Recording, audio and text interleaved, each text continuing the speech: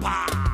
Bacamora, del Potrero, Becerrero, de Tuxtilla, trono de montar quesilla, o el caballo caballero, sin piquetes de avispero, me comí el panal entero, porque ya entendí la maña, la ciencia no me es extraña, sano crezco allá en la grama, porque oigo y veo el programa, y el que sabe, y al que sabe no lo engañan. Campo y milagro, luz y murmullo, te seduce y está tuyo.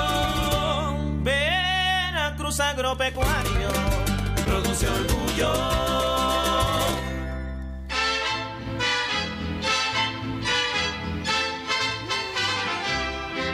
Hola, ¿qué tal? Bienvenidos a Veracruz Agropecuario. Gracias por acompañarnos y es una enorme dicha saludarlos y darles la bienvenida a nombre de todo un equipo que hace posible este programa.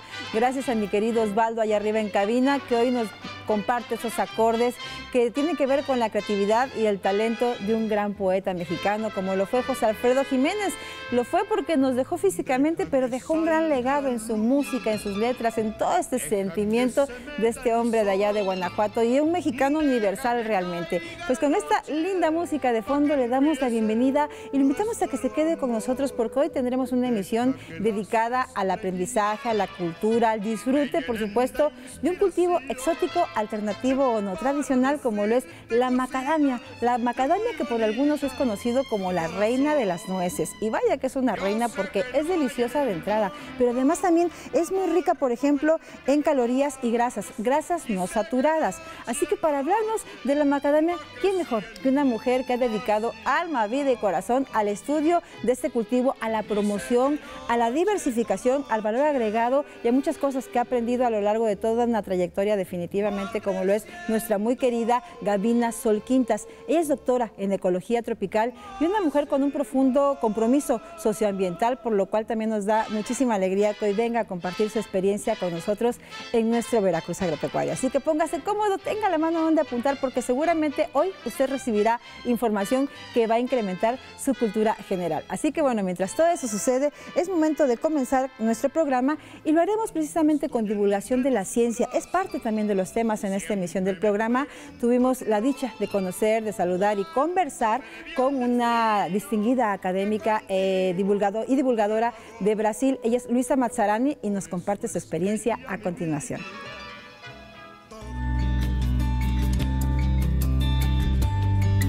Amigos de Veracruz Agropecuario, nos encontramos muy felices de tener la oportunidad de conversar a continuación con la doctora Luisa Mazzarani.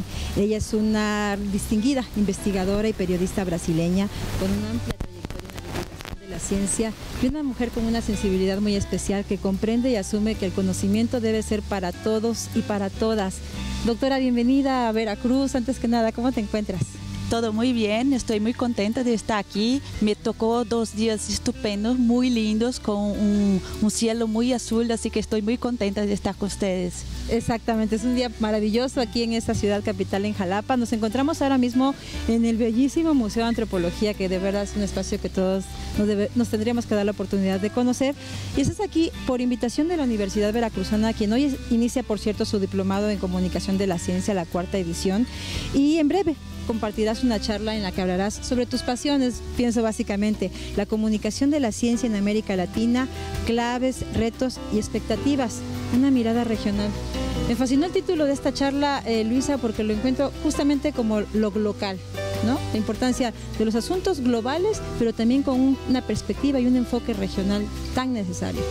Sí, nosotros en América Latina tenemos muchos desafíos comunes, ¿no? Exacto. Pero muchas veces pensamos en términos de ciencia y de divulgación de la ciencia, muchas veces conocemos más lo que pasa en Estados Unidos y Europa.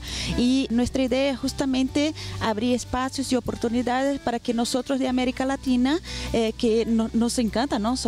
Tenemos ese sentimiento de pertenecimiento a todos, a la región. Cuando nos vemos nos encanta y todo. Y la idea era justamente comprender más qué pasa con la comunicación de la ciencia en términos de nuestra región. Exacto. Tenemos la Red POP, la Red de Popularización de Ciencia y Tecnología en América Latina y el Caribe, de la cual yo fui la directora hasta el 2017, que justamente empezó hace casi 30 años a tener este rol de involucrar a los latinoamericanos que hablan de temas de ciencia para la sociedad y especialmente con la sociedad.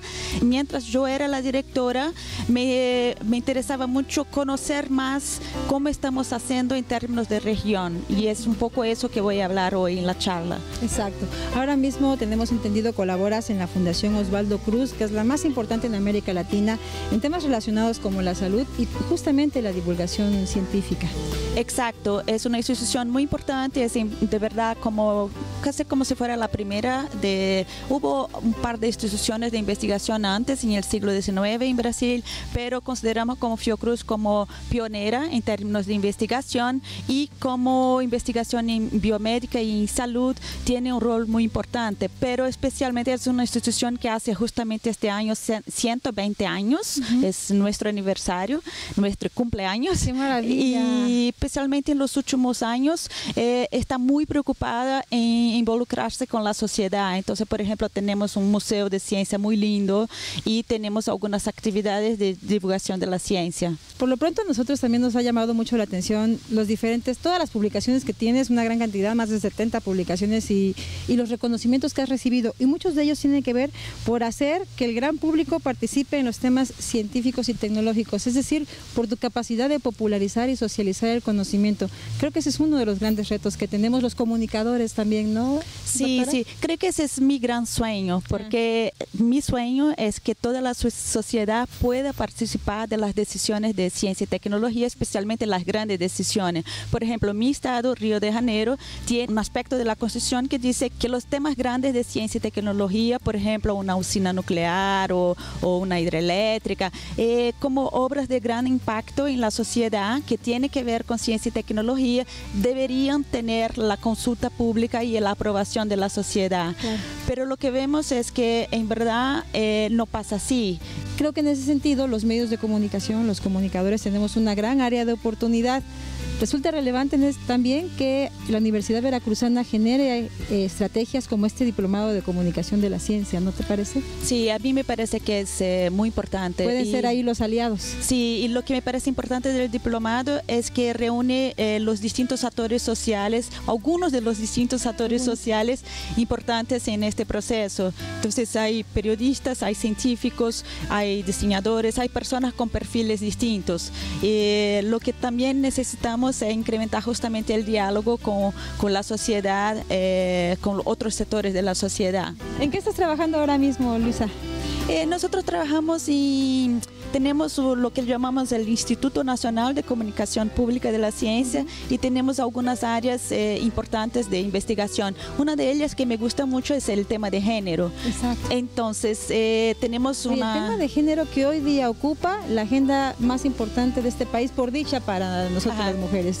Sí, justamente nuestros estudios enseñan en Brasil, es un caso muy interesante, porque en la comunidad científica tenemos mitad mujeres, mitad hombres. Es el país que de verdad estamos en un balance, en un equilibrio, ¿no? Qué gran ejemplo. Sin embargo, los medios masivos enseñan la ciencia y los profesionales de la ciencia como si fueran hombres blancos, más grandes, de bata blanca, mientras que las mujeres, cuando aparecen, ahí tienen una imagen un poco distinta, son más jóvenes, con lipstick, guapita y así como... Pero es casi como si fuera una flor bonita. Estereotipos. Estereotipos, sí. Entonces creo que nosotros que trabajamos en medios masivos tenemos que repensar la forma como presentamos los científicos y las científicas para que sea más, haga más sentido a la ciencia que se hace por un lado, pero también que haga más sentido para la sociedad. Claro. Pues nos encanta que hayas estado de visita por acá, que vengas a compartir tu conocimiento y a tejer redes y hacer más alianzas para esta causa que tanto lo requiere. Un mensaje final, algo que te gustaría agregar. No, solo decir que es un gusto inmenso estar aquí con ustedes y bueno, ojalá vuelvan pronto, ¿no? Sí, claro. Nosotros ya que te conocimos no te vamos a perder la pista y nos encantará recibirte mucho por acá. ¿Y por qué no irte a visitar un día a Río de Janeiro? Ay, eso me encantaría. Río de Janeiro es mucho más que carnaval, ¿verdad? Es muchísimo más. Mucho, el carnaval es mucho más de lo que se ve en la tele. Además. Muy bien, muchísimas gracias a la doctora Luisa Mazzerani por esta charla y continuamos con más de Veracruz Agropecuario.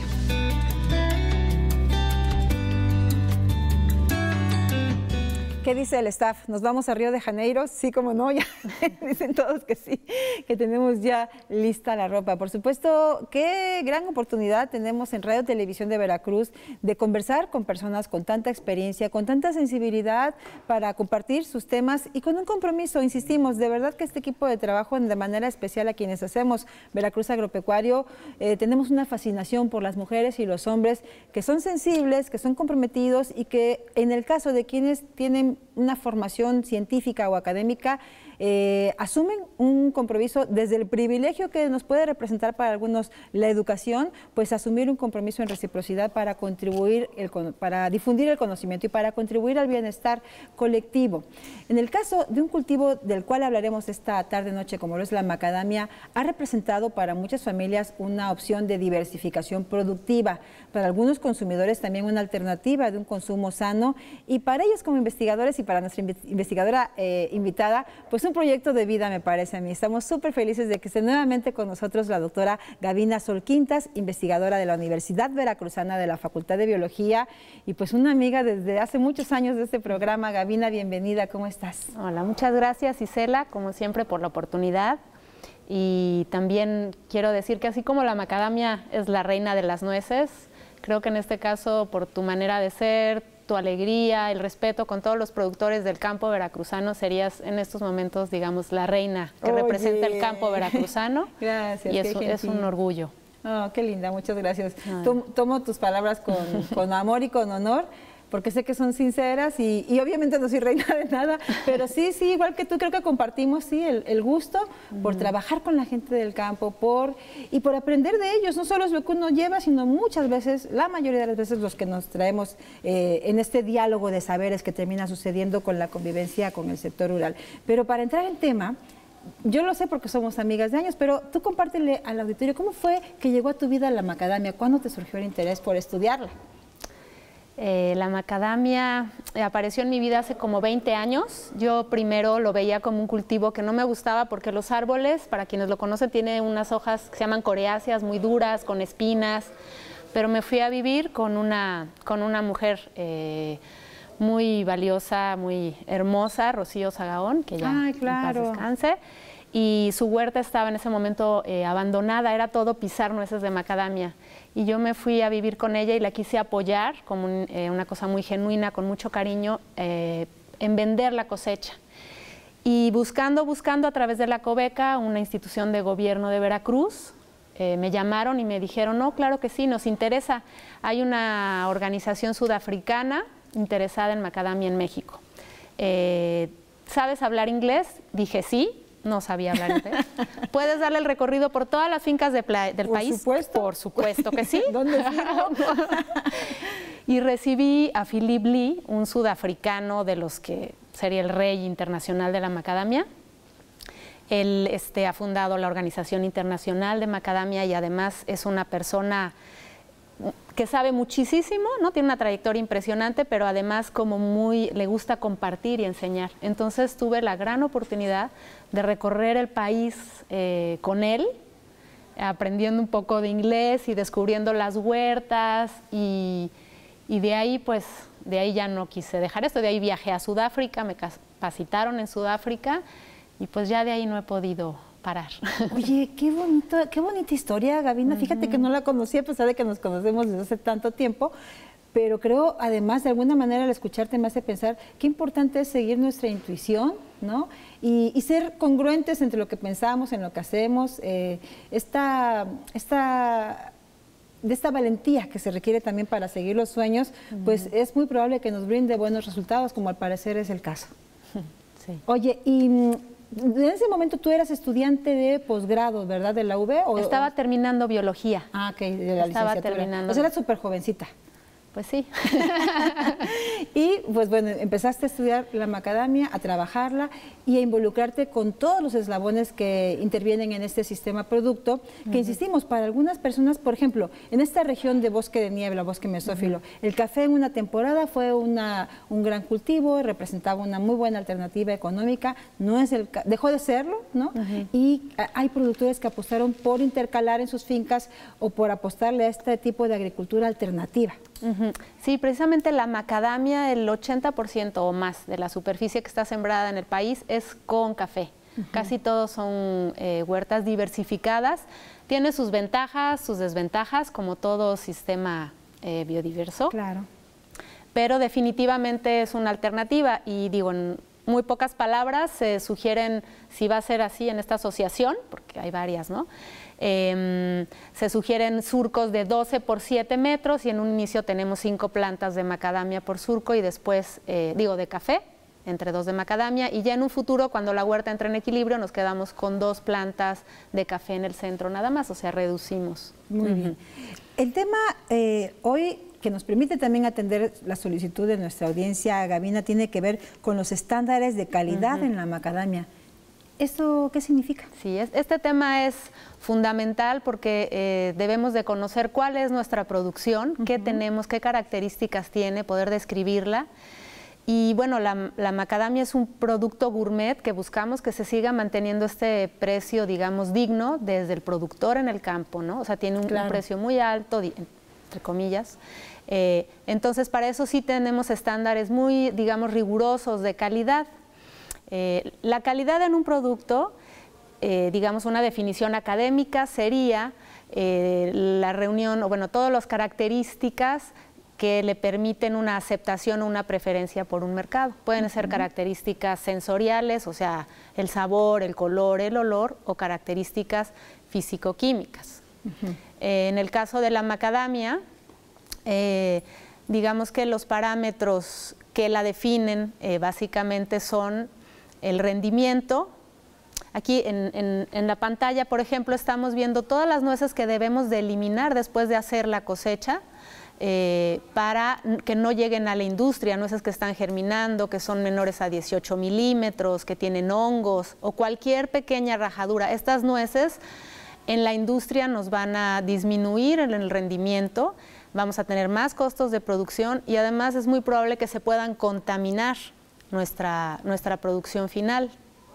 Oye, es un proceso súper meticuloso por lo que estamos viendo y para que nos escuche a través de Radio Más, descríbenos un poco, porque también, así como hablamos tenemos claro que es la reina de las nueces, como decíamos, regularmente también, siempre que adquirimos macadamia estamos esperando calidad, pero todo eso no es espontáneo, tiene que ver con todo un proceso, ¿verdad? Sí. Bueno, como les decía, en calidad hay varios aspectos que debemos de cuidar. Lo que estamos viendo ahorita es una parte crucial, que es el secado. Los grandes, digamos, gourmets o procesadores le llaman la curaduría de la macadamia, porque es un secado que debe de ser inmediato, o sea, es una vez cosechada inmediatamente debe ser pelada y entrada a secado, pero el secado es muy paulatino, estamos hablando de temperaturas, empezamos a veces con los 30 grados, máximo 55 grados. Entonces es un proceso que, bueno, si se hace con gas, es un proceso caro, debe de utilizarse la concha o sea, la misma cáscara como desperdicio. Estos que vemos ahorita en pantalla, digamos, son sistemas más rústicos de secado. Si no contamos en campo con una secadora o un silo, podemos tener este tipo zarandas, donde nunca deben de ser las estivas o las camas de más de 1 metro, de preferencia para que haya ventilación. Claro. ¿Y cuáles son los parámetros que determinan la calidad en la nuez de macadamia, Gavina? Tenemos el rendimiento, es el más importante, que quiere decir cuántas nueces necesitamos con cáscara en concha, que sería en la pantalla la segunda imagen, nuez en concha, para obtener almendra o kernel, que es la última imagen. Ese es el más importante. En México estamos teniendo rendimientos promedios que van de 20 a 25. Hay variedades ya internacionales que estamos hablando del 40%, pero hay que tener cuidado porque estas variedades también tienen cáscara muy delgada y para los climas locales pueden implicar muchísimo manejo. El rendimiento, es el color, el sabor, el aspecto crunchy, que es lo más, digamos, Uy, por eso famoso. yo tengo la idea de que por eso es adictiva, por lo crocante.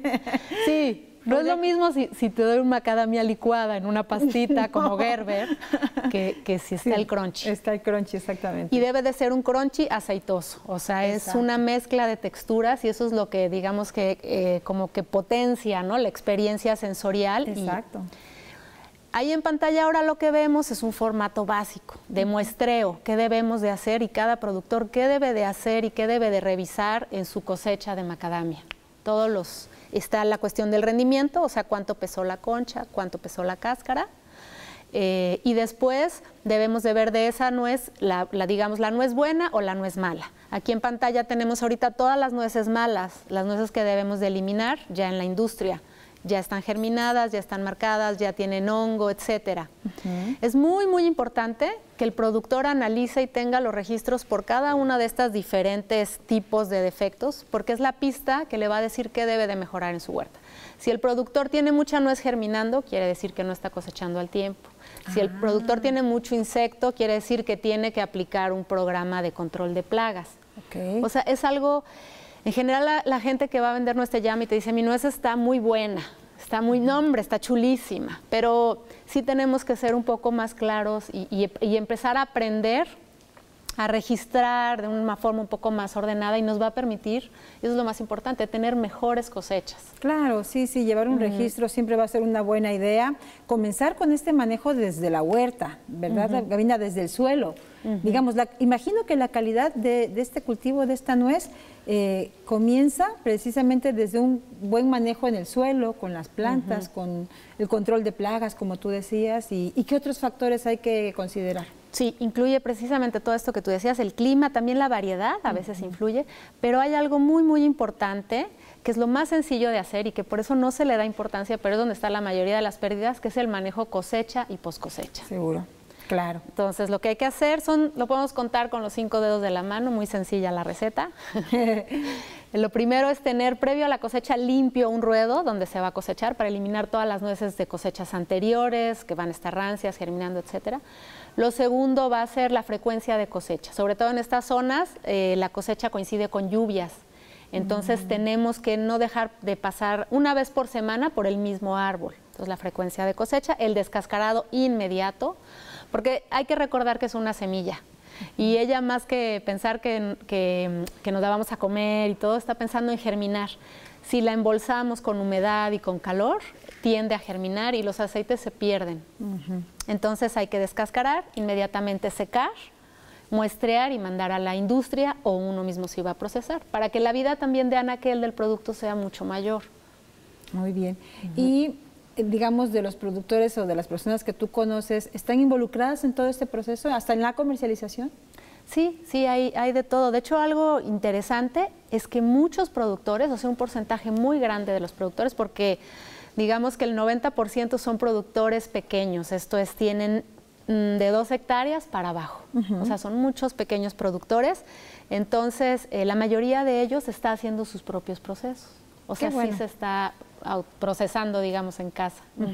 Creo que eso es bueno porque hay tanto esfuerzo de por medio desde la huerta, desde toda esta cosecha y poscosecha para garantizar la calidad, que lo menos que se merece un productor es poder recibir los beneficios en términos de mercado, ¿no? También de forma directa. Imagino que en todo eso hay también un montón de desafíos de por medio, Emprenda. Sí, de hecho, bueno, la difusión del consumo, ¿no? Que hablábamos hace un momento, es muy importante. A Macadamia hace falta en el país un programa grande de difusión para consumo y es una de las metas de la organización internacional que se decidió el año pasado, es donde va a ir, digamos, mayor aporte de dinero, es para a nivel internacional, porque la macadamia ocupa el 1% de las nueces, de la producción de nueces en todo el mundo. Entonces sí hace falta un empuje en ese sentido. Y el otro reto pues es la maquinaria. Tenemos una maquinaria que le falta todavía desarrollo, digamos, tecnológico a esta escala de pequeños productores. Tenemos un gran reto. Además de Veracruz, ¿en qué otros estados se produce macadamia en México? tenemos, en casi toda la República podemos encontrar pequeñas Porque hay huertas. diferentes variedades, dices, ¿verdad? Sí, la macadamia. Cuando decimos macadamia, híjole, podemos hablar de infinidad de plantas. La macadamia es una planta poco domesticada. Esto es un cultivo muy reciente en el mundo, a diferencia del aguacate, el limón. Entonces hace falta muchos estudios. Entonces, digamos que se adaptan en diferentes zonas. Tenemos huertas desde el nivel del mar hasta casi los 2000 metros. Pero sí tenemos que saber qué variedad de macadamia. Hay en Jalisco, pero los principales estados son Veracruz, Puebla, Chiapas, Michoacán. Y de ahí últimamente la gente de Jalisco está haciendo un esfuerzo grande y muy interesante porque ellos tienen el campo más tecnificado, ¿no? Hay como una inversión muy fuerte allá en el campo y tienen trabajos con macadamia silvopastoril, con un huerto con olivo, por ejemplo, muy bonito, y con agave, intercalado con agave. Qué interesante. ¿Nos sigues conversando de esto? Haremos una pausa y no le cambie porque al regreso usted se va a enterar, por ejemplo, cuáles son algunos de los subproductos derivados de la macadamia. Pausa y volvemos con más en Veracruz Agropecuario.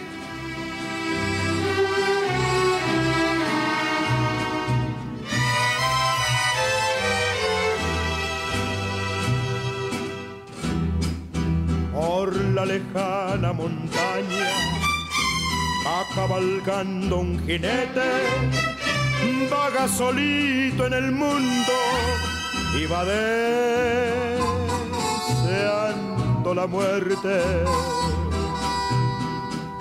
Lleva en el pecho una herida, va con su alma destrozada, quisiera perder la vida y reunir.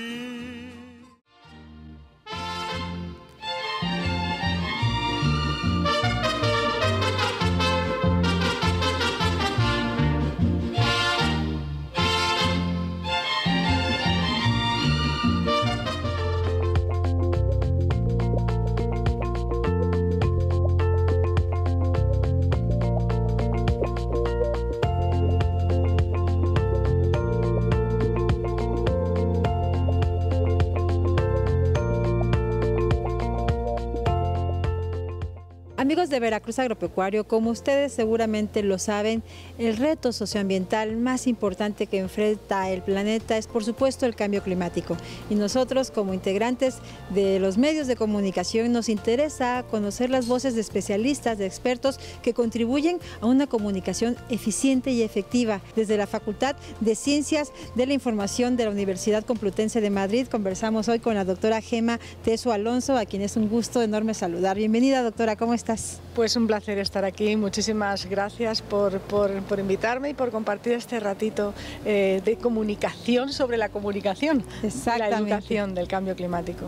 Y tenemos entendido que tú eres una especialista en comunicación para la sostenibilidad en el cambio climático en los medios. Gran tema, doctora. Así es, un tema cada vez más relevante porque cada vez los impactos del cambio climático son más presentes o están más presentes para todos, son percibidos por la mayor parte de la ciudadanía en su día a día y son totalmente transversales, afectan a todos los sectores de la vida cotidiana, desde nuestro bienestar, a nuestra salud, al sistema económico, a los flujos migratorios. Los escenarios que maneja el IPCC, que es el panel intergubernamental de las Naciones Unidas para el cambio climático, los distintos escenarios nos indican que, aun en el mejor de los casos, vamos a estar en torno al más 1,5, más 2 grados de incremento de temperatura. En el mejor de los casos significa si empezamos a reducir ya drásticamente nuestras emisiones globales de CO2. Esto significa que, aunque dejemos de emitir o vayamos reduciendo drásticamente nuestras emisiones, ese incremento de temperatura global del planeta va a ser inevitable y va a tener unos impactos. Entonces tenemos que estar bien informados y tenemos que estar estar además preparados en una cultura de la prevención del riesgo. Y eso pasa no solamente por la comunicación a través de los medios, pasa también de forma muy importante por la educación. Exacto. Entonces, hablamos ya no solamente de comunicación, de educación, sino de educomunicación. Y además tenemos que hacerlo de una forma transversal para poder adaptarnos y mejorar nuestra resiliencia ante todos los cambios que en cada contexto y territorio van a ser distintos. ¿Cuáles son las comunidades justamente más vulnerables frente al cambio climático? Y en ese sentido la vulnerabilidad es otro gran tema. Claro, pensamos en los impactos y en cómo las comunidades y las distintas poblaciones pueden hacer frente a los impactos.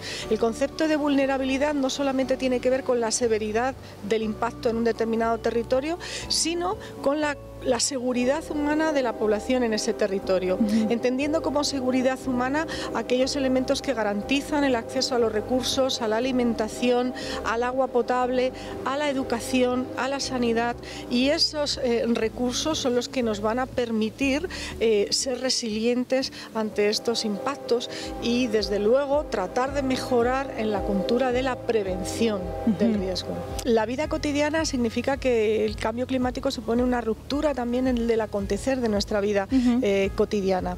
Lo está siendo ya en muchos lugares y comunidades y lo va a ser en el futuro. Entonces hay que comunicar para generar cambios de hábitos, y esos hábitos son cotidianos, están en nuestro día a día. Claro. Es decir, tenemos que ser más eficientes en el uso, en nuestra relación con la energía, tenemos que tener en cuenta que nuestra dieta tiene un impacto no solo en nuestra salud, sino también en la salud global del planeta, que la salud de los ecosistemas vivos es la nuestra, que somos una especie más. Entonces, todos los comportamientos que tienen que ver con los hábitos de consumo, también no solo de la alimentación, también de nuestra ropa, tenemos que ir hacia un modelo de consumo consciente y tener en cuenta que la materia prima es una materia que se extrae, se manipula, se procesa, y que cualquier objeto o material también tiene un valor, de manera que no podemos deshacernos, desecharlos de una manera tan simple. Tenemos que ir a ese concepto, ¿no?, de economía también circular, que va mucho más allá del reciclaje, también tiene que ver con la proximidad, nuestro día a día, atender a aquellos recursos que se nos ofrecen en lugares próximos, tanto para el consumo de alimentos como para cualquier otro consumo. Realmente el problema del cambio climático es un problema que hemos generado nosotros en base al consumo de energía que hemos hecho, quemando combustibles fósiles. Es un problema que afecta a todo el mundo, nos afecta también a nosotros, pero la causa es local. Yo consumo la energía localmente. Las fábricas producen en un sitio, en un lugar concreto se lleva a cabo la producción de cada uno de los bienes y servicios que satisfacen nuestras necesidades. Entonces tenemos que tener la mirada en lo local y en nuestros gestos y actos cotidianos a todos los niveles, a nivel doméstico, a nivel también profesional. Una de las reflexiones que hemos estado comentando al final es que para trabajar realmente una comunicación más eficaz, una comunicación para el cambio o una educación también para el cambio, necesitamos tener en consideración no solamente la información, o sea, hay que transmitir una información de calidad, una información contrastada, pero además necesitamos que llegar a la parte más emocional y también a nivel de una conciencia más profunda, no conciencia porque sea algo del problema, sino una conciencia más profunda que nos movilice hacia el cambio. ¿Y dónde te pueden contactar la gente? ¿Cómo pueden conocer más de tu trabajo? ¿Redes sociales, algún sitio? A mí se me puede encontrar en Twitter fundamentalmente y también en la web, en el correo de la Facultad de Ciencias de la Información. Muy bien, pues muchísimas gracias, doctora Gema Teso Alonso, gracias por visitarnos, por compartir tu conocimiento, por la sensibilidad y empatía que has demostrado. Te agradecemos, te felicitamos y te deseamos un buen regreso a casa. Y continuamos con más de Veracruz Agropecuario.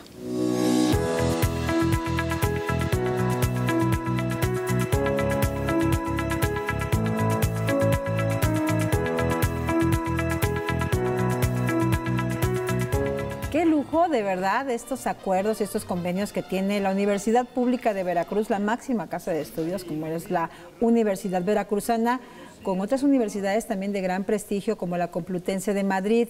Cada año realizan diferentes actividades, en este caso de forma específica con asuntos relacionados al cambio climático y a la comunicación de estrategias que permitan la adaptabilidad o la adaptación.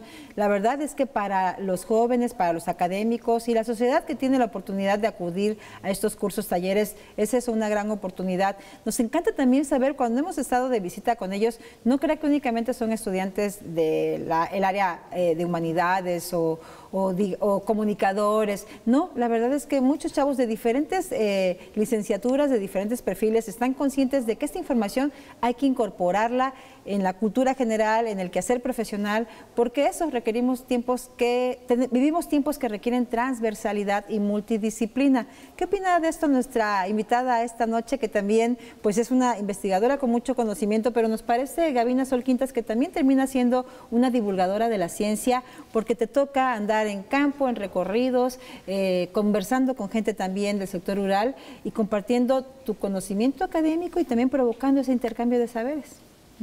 Sí, bueno, me parece muy rico y muy valioso, y es lo que me da, digamos, también la fuerza o el ánimo así, ¿no? De seguir. Me encanta la divulgación de la ciencia, por eso hemos también elaborado varios videos, pósters, libros, todo el tiempo, que están a disposición de todos. Más adelante les doy el correo, la página para que puedan acceder. Y sí, mi formación ha sido algo interesante que está relacionado con esto, es que he trabajado en el campo, en la academia, ¿no? O sea, soy SNI 1 y a la vez he trabajado también en la parte comercial, o sea, con grandes empresarios. Entonces, me ha tocado, digamos, estar en los diferentes eslabones de la cadena productiva y ver cómo pues no es tan sencillo estar en cada uno de esos, de los zapatos de cada uno, y los puntos que son importantes y que hay que ir mejorando entre cada uno de estos eslabones para que pudiera tenerse un producto de calidad, un precio digno, etcétera. Sí, ¿no? Oye, qué interesante. Oye, ese es otro posgrado, ¿no? Tener la oportunidad de estar tan de cerca con estos eslabones estratégicos como son, como decimos, la producción en campo, la academia y el ámbito empresarial. Hace falta los gobiernos, las políticas públicas. Bueno, ¿Te llevas con este sector?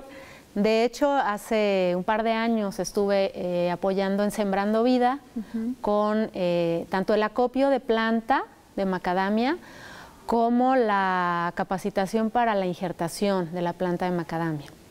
La planta de macadamia debe de ser injertada para que tenga una producción, digamos, precoz y homogénea, porque, como les decía hace un momento, al ser una planta poco domesticada, si la sembramos así de semilla, podemos obtener árboles, o sea, muy distintos, tanto en su fenología, en su forma, como en el tipo de cosecha que vamos a obtener. Entonces, hay que injertar la planta, y bueno, esta técnica sí es muy, digamos, tiene su chiste en particular para la macadamia. Entonces, estuvimos apoyando en estos programas de Sembrando Vida. Hay gente muy trabajadora, pero es un reto muy grande, que creo que habría que apuntalarlo quizá también desde otro punto también, ¿no? Claro.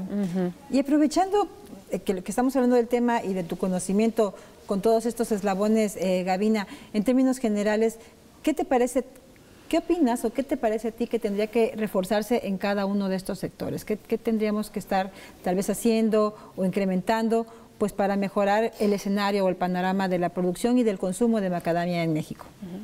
Primero que nada, en la producción sería la extensión de áreas con macadamia. Claro. Tenemos muy poca superficie, tendremos una cosecha anual, casi no entramos en las estadísticas internacionales, y sí estaremos por el número 10 o 12, entonces sería aumentar la superficie. Para esto habría que establecer viveros realmente tecnificados de producción para poder tener las cantidades necesarias. Me acompañaría, o sea, yo lo haría obviamente de la mano con las gentes de mayor experiencia en el mundo, ¿no? O sea, trataría de hacerse así. ¿Que son quienes?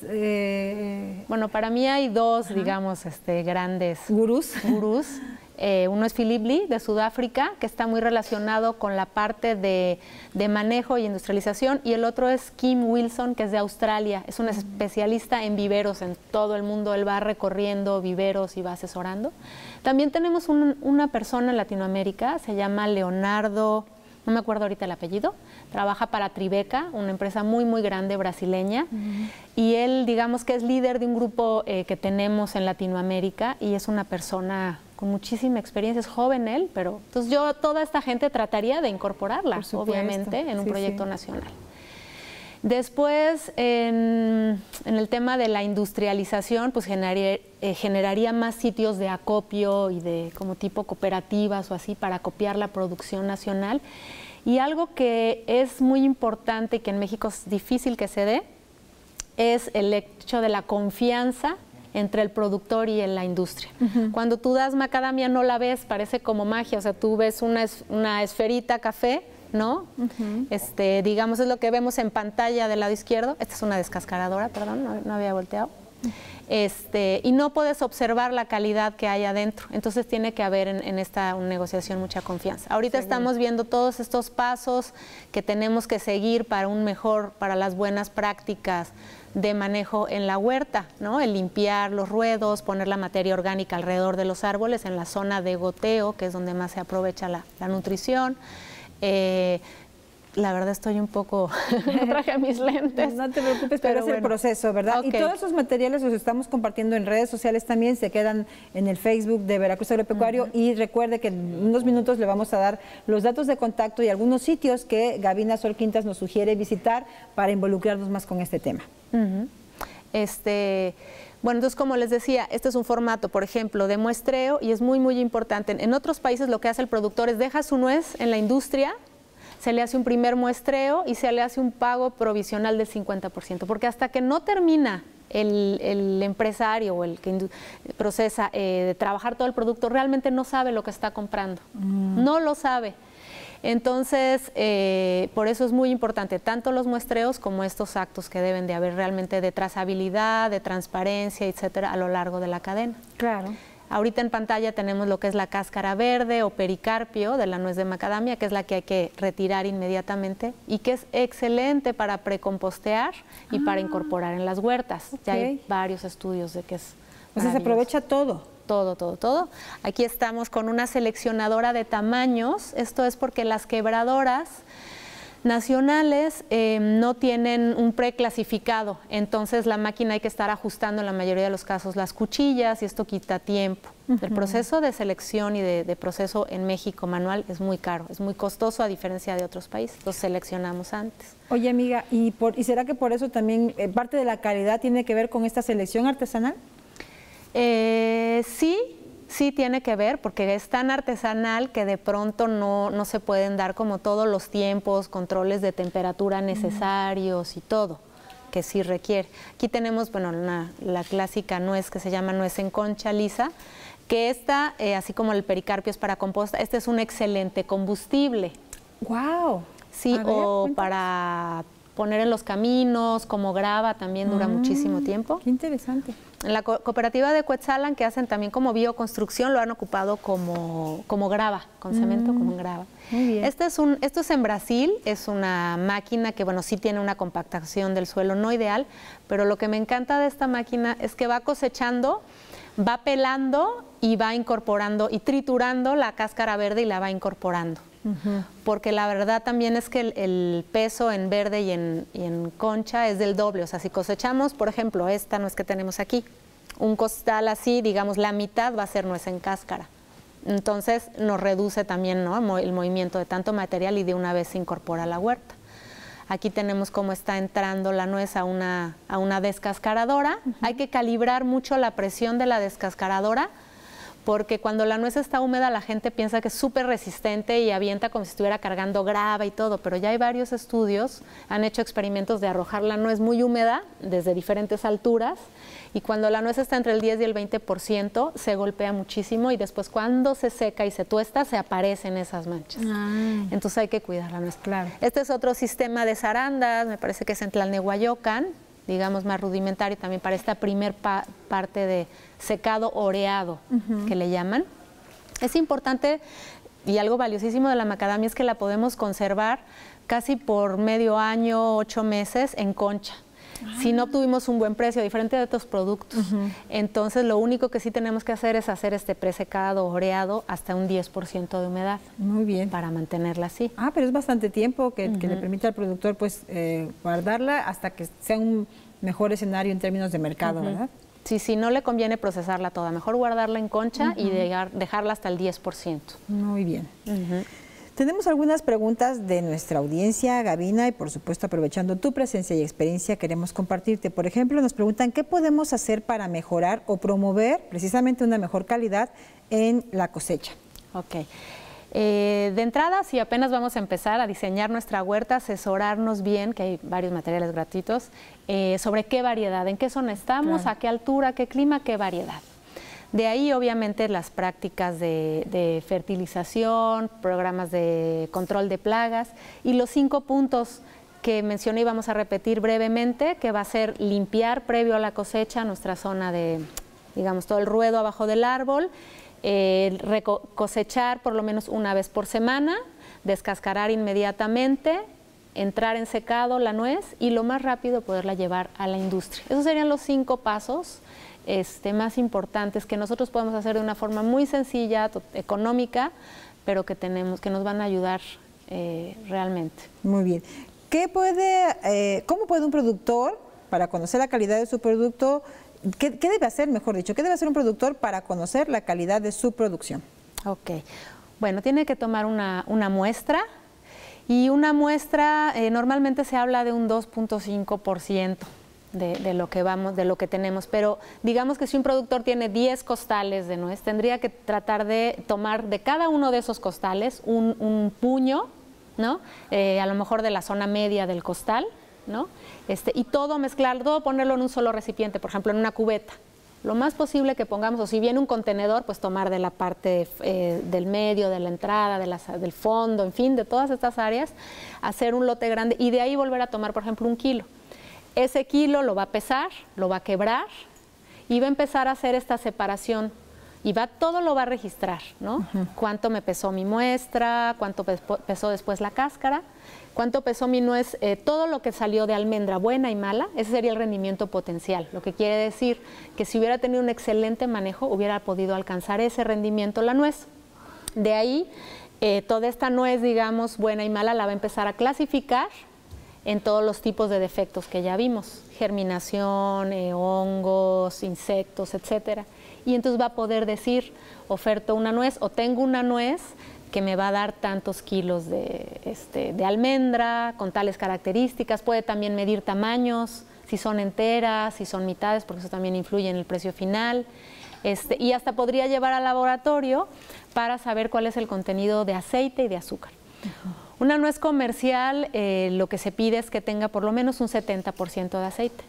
Y la manera más fácil es que toda la muestra la pone en agua y si es 70% de aceite va a flotar. Entonces se separa y él se puede dar cuenta qué cantidad de nuez fue, digamos, de primera o de exportación, es toda la nuez que flota. La nuez que se hunde, la mayoría de los casos es nuez inmadura, no alcanzó a obtener los aceites y a veces es todavía comercial. Hay algunas concentraciones de sal que nos ayudan a determinar ya un nivel, le llaman como grado 1 o así, ¿no? Va ahí por porcentajes de aceite. Pero con eso podría tener un panorama de la calidad de su cosecha. Lo ideal es que lo haga por zonas, porque a veces en una zona varía el tipo de suelo que otra, o la luz, o la variedad. Entonces hacer los muestreos por zonas. Y también, si tienen tiempo, lo ideal es hacer los muestreos en inicio de cosecha, en mitad de cosecha y a finales. En las diferentes etapas también varían los rendimientos. Seguro que sí. Pues más vale que sí se den tiempo para hacer eso, porque hoy el tema justamente es calidad. ¿A dónde se pueden consultar las especificaciones nacionales e internacionales precisamente para los asuntos relacionados con la calidad? Ok, Macamex, que es una asociación nacional sobre nuez de macadamia, tiene una página macadamiamexico.com, entran ahí a la pestaña de didácticos y ahí hay muchísimos materiales para descargar gratuitos, pósters, videos sobre estándares de calidad, las especificaciones para exportación, hay un libro, todas las temperaturas de secado, bueno, ahí tú tienes publicaciones, ¿verdad? Sí, sí, ahí están disponibles. Muy bien. Oye, estábamos haciendo el recorrido de... Ya pasamos por la producción, ya dijimos el área industrial. Ajá. ¿La academia? La academia, bueno, la academia sería importantísimo, importantísimo, vincular a estudiantes, hacer estancias de respuesta, por ejemplo, las variedades nacionales, que es lo que más se siembra en México, son selecciones hechas aquí. Faltan todavía los resultados de cómo son las respuestas de estas variedades a las diferentes zonas. O sea, por ejemplo, yo recomiendo para tal altura sembrar una 527, una alberca 527, que son para zonas templadas, pero aún faltan los datos que yo le pueda decir exactamente por un estudio cuáles son el rendimiento que va a obtener, el porcentaje de aceites. O sea, hace falta muchísimo trabajo. En la academia, por ejemplo, también lo que es la tecnología de maquinaria, o sea, quebradoras mucho más pequeñas, secadores. Hay un mundo de trabajo por hacer. Seguro, no lo dudo. Es un área de oportunidad también. También. Oye, y finalmente en este recorrido, si pudieras, ¿qué le dirías a los tomadores de decisiones, a los gobiernos? Les diría que previo a tomar una decisión hicieran reuniones con especialistas, tanto nacionales como internacionales, en cada uno de los... Que se apoyaran de las experiencias de otras personas que ya han avanzado y han tenido estos fracasos, que aprovecharan eso. Claro, y que en esas reuniones incluyan a todos los anteriores que ya mencionamos. Un comentario final, Gavina, con el que te gustaría cerrar esta charla y datos de contacto para quien quiera más información. Bueno, primero los datos de contacto sería la página macadamiamexico.com. Ahí está mi correo, ahí está mi teléfono, ahí están todos los materiales que pueden descargar. Algo que no comenté, que sí me gustaría, es la página internacional que se fundó el año pasado. Es World Macadamia, o sea, worldmacadamia.com. Ahí están actualizadas todas las especificaciones para macadamia, porque finalmente se logró esta asociación. Y para cerrar, pues, ¿qué puedo decir? Bueno, que muchas gracias. Recuérdanos por qué vale la pena que incluyamos a la macadamia en nuestro consumo y nuestra nutrición. Bueno, la nuez de macadamia... ¿Para qué sirve? La nuez de macadamia es básicamente muy nutritiva por el tema de los aceites, sobre todo son aceites monoinsaturados, tienen mayor porcentaje de aceites monoinsaturados que el aceite de oliva, que es como de las estrellas, pues la macadamia tiene mucho más. Y nada, es deliciosa. Es deliciosa. Oye, en fruto, en salsas, en pasteles, ¿en qué más? En botanas, con chile, garapiñada, tostada, en pies, en helados, para ponerse como crema, en la cosmética también es muy útil. Tiene un gran potencial, un gran futuro la macadamia.